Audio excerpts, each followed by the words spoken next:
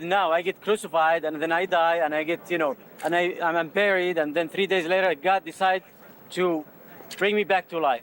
Does that make me God? When this Muslim man asked Cliffe a tricky question, watch how Cliffe's response shocked everyone. Let's say, suppose I get crucified right now, and then I die. Yeah. And then I get, you guys bury me. Yeah. And then 3 days later I Yes. rise up. Yeah. Should I say I'm God? Well, I can promise you, sir, if you die and rise from the dead, I will listen very closely to everything you have to say. Yeah, a lot of people will do, but does that entitle me to, let's say God, okay, you believe that God is capable of anything? No, God cannot do anything. God cannot make a square circle. God cannot make 2 + 2 = 5. So God is not perfect? God is perfect only in a moral sense.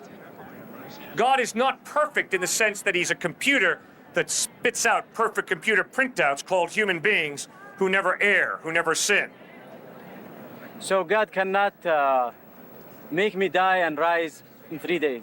Yeah, God can raise you to life. Okay, so let's say if God decided now I get crucified and then I die and I get, and I'm buried, and then 3 days later God decides to bring me back to life. Does that make me God? No, it doesn't make you God.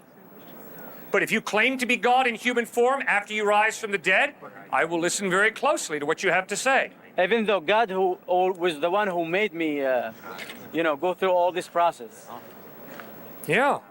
And I'm sure that if you're that close to God, that he raises you back to life after 3 days, that if you're not God, you're not going to claim to be. You wouldn't lie. But I can promise you, if you die and rise from the dead, I'm going to listen very closely to everything you have to say, because the evidence is you're amazing. Yeah, amazing, true, but does that make me God?